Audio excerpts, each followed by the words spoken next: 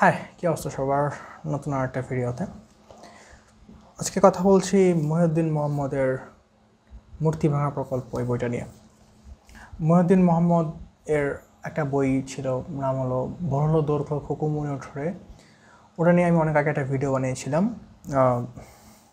আজকে কথা বলবো যে 2024 বের হওয়া, বা এবার বইমেলা বের হওয়া ওনার এই বইটা নিয়ে। ওনার লেখা ভালো, উনি খুব ক্রিটিক্যালভাবে চিন্তা করে ওনার লেখাগুলো লেখে। সে কারণে উনি, আমার কাছে মনে হচ্ছে যে আসলে তার লেখা মোটামুটি সবার পড়া উচিত, যদি কেউ দর্শন অথবা নতুন জিনিসকে কাল্টিভেট করতে চায় সেদিক থেকে।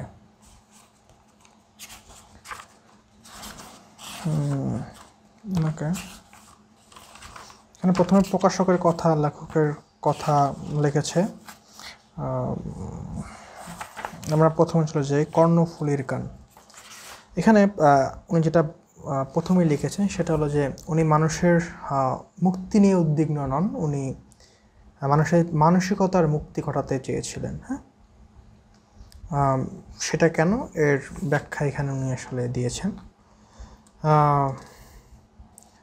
এই বইটা আমি যখন পড়েছিলাম ফেব্রুয়ারি মাসে, হয়তো আমি এটা পড়েছিলাম, তো অনেক দিন পরে বইটা নিয়ে কথা বলছি। সো অনেক কিছু হয়তো আমার জানাও নেই, তো সেদিক থেকে। এবং ওনার এই বইয়ের অনেক কথা রয়েছে যেটা আসলে বলাটা একটু সেন্সিটিভ।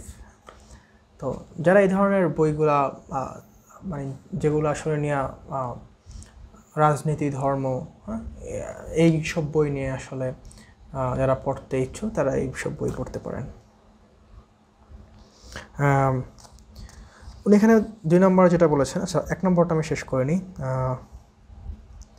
আমাদের শরীরে ডানা না থাকলে আমাদের মনের ডানা রয়েছে।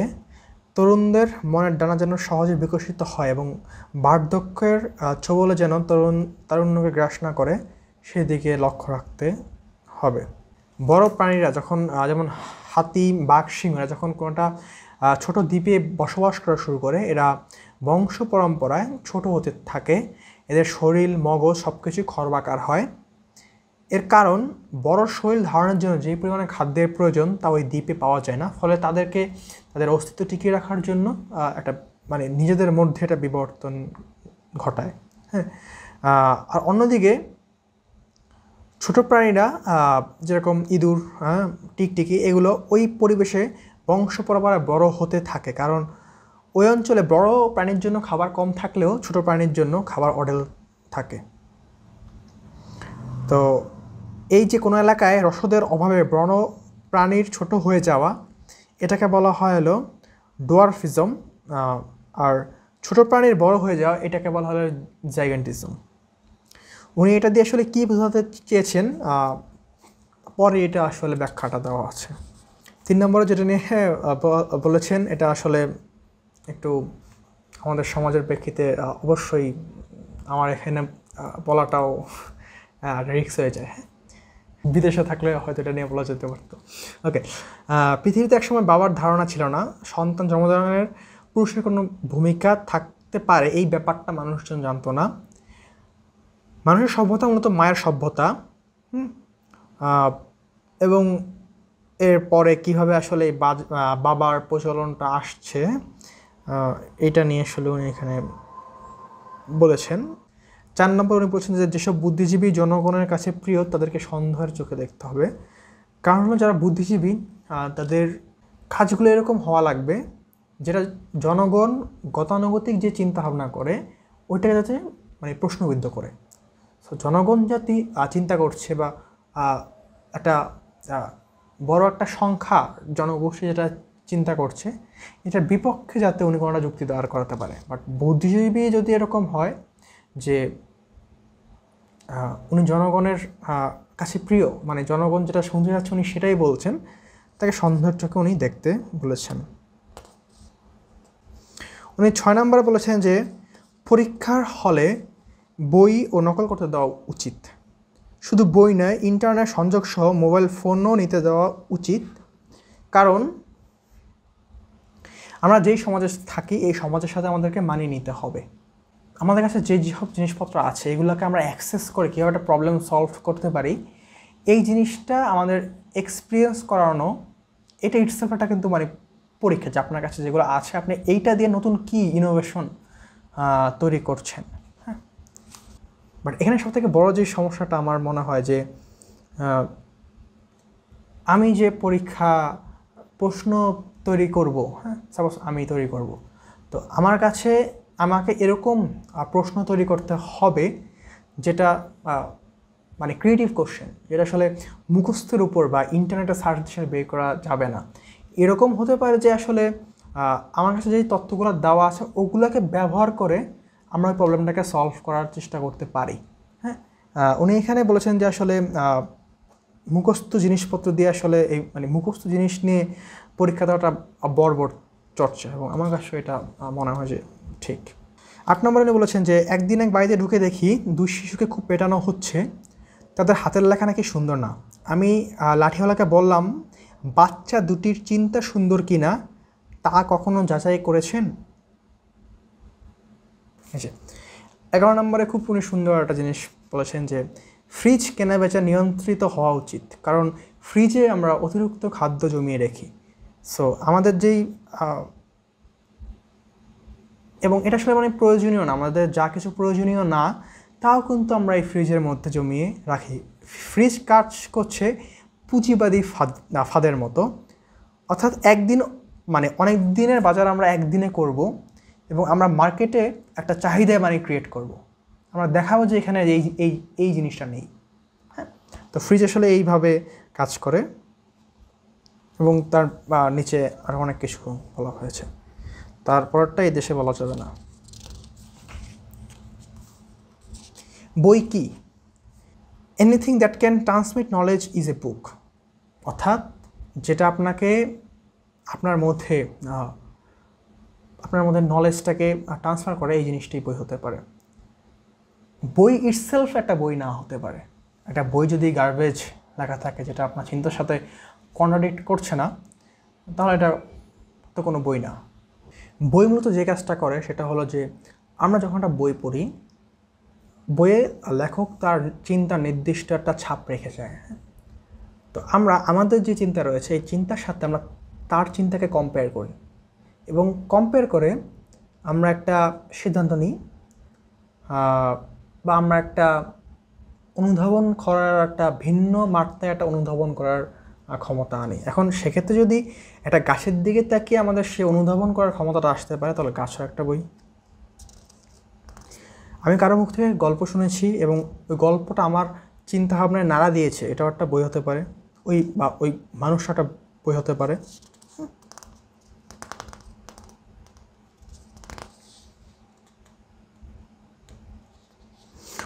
নিচে সুন্দর একটা কথা বলেছে যে আমরা কবরস্থানকেও কিন্তু পড়তে পারি। কবরস্থান কি? Library of missing books.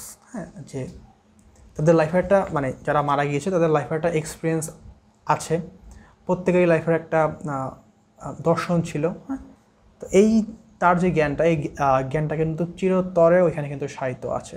So প্রত্যেকটা কিন্তু একটা বই এখানে সাহিত্য রয়েছে। 20 নম্বর উনি বলেছেন যে খুব খারাপ কথা খুব উঁচু স্বরে বলতে পারে এই বাক স্বাধীনতা। ভালো ভালো মিষ্টি কথা বলতে বাক স্বাধীনতার প্রয়োজন হয় না। বাক স্বাধীনতার দরকার তখন যখন আমি উচ্চারণ করতে চাই এরকম সত্য যা আপনি শুনতে চান না। এটা খুব ভালো একটা কনসেপ্ট। 22 নম্বর বলেছে যে ফেসবুক যে কাঠামো তার ডিজাইন করেছে শিয়ালদের কথা মাথায় রেখে। নাইস। অথচ এটি ব্যবহার করছে মানুষ। কোনো বিষয়ে হুক্কা হুয়া করার জন্য এর চেয়ে উপযুক্ত মাধ্যম আর হয় না। এটি এমন একটা বন যেখানে আইনস্টাইন তার জেনারেল রিলেটিভিটি নিয়ে কথা বললেই পিনপতন নীরবতা, কিন্তু আমি যদি বলি আমি লার্ন ফোকের চেয়ে বেশি জ্ঞানী, তাহলে ঘুষাঘুষি শুরু হয়ে যাবে। আচ্ছা, এখানে উনি আসলে মানে যে জিনিসটা বোঝাতে চেয়েছেন সেটা হলো ফেসবুকের অ্যালগরিদমটা এভাবে ডিজাইন করা হয়েছে যেটা আসলে আমাদেরকে হুক্কা হুয়া অ্যালগরিদম, হ্যাঁ, যে আমাদেরকে একটা বাবলের মধ্যে আটকিয়ে রাখে এবং ওই বাবলের ভিতরে সবাই জ্ঞানী এবং ওই বাবলের বাইরে সবাই কি সবাইকে আমরা মানি না, হ্যাঁ, তারা জ্ঞানী না, তারা টুট, হ্যাঁ। যাই হোক, আমি ওনার বইয়ের কিছু কিছু গল্পগুলো, ছোটো গল্পগুলো আমি বাদ দিয়ে যাচ্ছি। এটার অনেকগুলো কারণ রয়েছে, সব গল্প বলাও সম্ভব না। আপনারা বইটা ভালো, আমি যতটুকু পড়েছি বইটা মোটামুটি ভালো, মোটামুটি কি খুব ভালো একটা বই। বাংলাদেশে এই ধরনের বা এই জনরার কোনো বই মানে এত সুন্দরভাবে অনেকে লিখেছেন, হ্যাঁ, অনেকে বিরোধী মত নিয়ে লিখেছেন, বাট এত সুন্দর ডেলিভারি অনেকেরই দেওয়া হয়নি। ওনার মানে স্পিচ ডেলিভারির এটা খুব ভালো। হ্যাঁ, 28 নম্বর উনি বলেছেন যে সবার ভোটাধিকার থাকা উচিত কি, ভোট কি। হ্যাঁ, উনি এটা নিয়ে লিখেছেন। আচ্ছা, উনি এখানে যে জিনিসটা বলতে চেয়েছেন সেটা হলো যে ভোট দেওয়া কি এবং ভোট কীভাবে দেওয়া যেতে পারে এবং ভোটাধিকার আসলে কীভাবে আমরা ডিফাইন করি। আমাদের ক্ষেত্রে যারা ভোট দেয় তারা যারা 18 বছর তাদের বেশি যদি হয় তারা ভোট দিতে পারে। হ্যাঁ, তো এরকম কি যে আসলে একজন লোক তার আজকে 17 বছর 364 দিন, হ্যাঁ, এবং কালকে ভোট, সে কালকে 18 বছর হবে, তাহলে সে কালকে ভোট দিতে পারবে। হ্যাঁ, এটাই তো মানে লজিক হওয়ার কথা। তো এটাকে সম্ভব যে একদিনের মধ্যে তার ইন্টেলেকচুয়াল লেভেল যেটা ছিল না সেখান থেকে সে আপে চলে গিয়েছে, মানে এই জিনিসটা কি মানে প্র্যাকটিক্যালি সম্ভব কি না? আমার মতে বা ওনার মতেও সেটা হলো যে একজন লোকের বয়স 40, 50, 60 হতে পারে, বাট সে রাষ্ট্র কাঠামো, হ্যাঁ, রাজনীতি, হ্যাঁ, গণতন্ত্র এই বিষয় নিয়ে কনসার্ন না হতে পারেন, হ্যাঁ, বাট তাকে ভোট দেওয়া হচ্ছে এবং তাকে কিন্তু বায়াসড করে ভোট দেওয়া সম্ভব। ফলে ভোট দিলেই যে আমরা বা সবার ভোটের মাধ্যমে যোগ্য প্রার্থী নির্ণয় করাই যে একটা মানে পারফেক্ট সিস্টেমের লক্ষণ তেমন না। হ্যাঁ, আমরা কাদের মাধ্যমে বা সেই প্রার্থী কাদের মাধ্যমে জয়ী হচ্ছে এটা সব থেকে বড় কনসার্নের বিষয়। হ্যাঁ, এটাকে ভালো আরও মানে বোঝানো যায় যে এরকম একটা গল্প আছে যে মেষবালকের একটা গল্প ছিল না, যে বাঘ আসে, হ্যাঁ, অনেকবার আসে, সে এটাকে নিয়ে মিথ্যা কথা বলে, তারপর সত্যিকার যেদিন বাঘ আসে তখন আসলে তাকে সাহায্য করতে কেউ আসে না। তো এখানে কাহিনীটা কী হয়েছে, যারা গ্রামবাসী থাকে তারা একটা ছেলেকে মেষ বালক হিসাবে আসলে নির্ণয় করে এবং তাকে বলেছে যদি বাঘ আসে তাহলে যাতে তাদেরকে ডেকে দেয়। হ্যাঁ, তো সে ভাবে যে আসলে একটু মানে মজা করি। হ্যাঁ, প্রথম দুবার যখন বাঘ আসে তখন আসলে মানে প্রথম দুবার সে আসলে ডাকে, হ্যাঁ, বাট তখন তো বাঘ আসেনি, ফলে গ্রামবাসীরা এসে ধোঁকা খায় এবং সত্যিকারের যেদিনকার বাঘ আসে সেদিন আসলে গ্রামবাসীরা আসে না এবং মেষবালককে বাঘটা খেয়ে ফেলে। তো এখান থেকে আসলে আমাদের এইটা নেওয়ার কনসার্নের বিষয় যে আসলে ওই গ্রামবাসীরা যে মেষবালককে নির্ণয় করছে এটা কি সঠিক মেষবালক কিনা, অর্থাৎ আমাদেরকে এরকম কাউকে ওই পদে নেওয়া যাবে না যাতে করে ওই জিনিসটা নষ্ট হয়ে যায়। এখন এখানে মেষবালকের থেকে যারা ওই মেষবালককে নির্ণয় করছে যে মেষবালক হবে বা ও পাহারা দিবে, তাদের কিন্তু এখানে দোষ বেশি। সো এটাই আসলে উনি এখানে বুঝিয়ে তুলতে চেয়েছেন। 37 বলেছেন যে বাংলাদেশ বা ভারতবর্ষে মানুষের চিন্তা করার ক্ষমতা পশ্চিমাদের চেয়ে কম, এটা আমি মনে করি না, এমনটি মনে করি না। হ্যাঁ, অ্যারিস্টটলের কথাই ধরা যাক। অ্যারিস্টটল লজিকে অ্যাপ্রোচ ছিল যে সত্য না হয় মিথ্যা, অর্থাৎ বাইনারি। তার মতে দুইয়ের বাইরে কোনো ভ্যালু নেই, বাট এরকমও ঘটনা ঘটতে পারে যেটা কোয়ান্টাম সুপারপজিশনে ঘটে। একই সাথে সত্য বা মিথ্যা হতে পারে, আর সত্য বা মিথ্যা কোনোটি নাই হতে পারে, অর্থাৎ 0 এবং 1-এর মাঝখানে কোনো একটা জিনিস থাকতে পারে। হ্যাঁ, এটা নিয়ে উনি ফিজিক্সের একটা এক্সপ্লেনেশন এখানে দিয়েছেন। কোনো জাতির শ্রেষ্ঠত্ব মিলিটারি শক্তি দিয়ে নির্ধারিত হওয়া উচিত নয়, বুদ্ধি, শিক্ষা, উদ্ভাবনী শক্তি চাঁদে যাওয়া এগুলো দিয়েও উচিত নয়। হ্যাঁ, জাতির উৎকর্ষ নির্ধারিত হওয়া উচিত মমতা, মায়া মমতা দিয়ে। হ্যাঁ, এটা খুব ভালো একটা কথা। 50 নম্বরে উনি লিখেছেন যে রবীন্দ্রনাথ আমাদের প্রথম কৃষ্ণ গহ্বর, প্রথম পুষ্কিন, যিনি অবলীলায় শুষে নিতে পারেন বাঙালি লেখকদের সমস্ত আলো। ঋগ্বেদের ভাষায় কবিনাং কবিতম, অর্থাৎ নাই শয়তান দীর্ঘকাল তার সাথে যুদ্ধ করে আসছে, ফু দিয়ে চলছে অবিরত, কিন্তু তাকে নেভাতে পারেনি, তিনি জ্বলছেন। উনি এখানে রবীন্দ্রনাথকে নিয়ে লিখেছেন। জ্ঞানী মানুষের চুপচাপ মারা গেলে অনেকের সুবিধা হয়। পৃথিবীর একটি বড় সংকট হলো এখানে সব অজ্ঞরাই সরব, কিন্তু জ্ঞানীরা নীরব। যে এলাকায় জ্ঞান নীরব থাকে সে এলাকায় অজ্ঞানতার ঢোল বেশি বাজে, কারণ অজ্ঞরা সংবদ্ধ এবং লজ্জাহীন।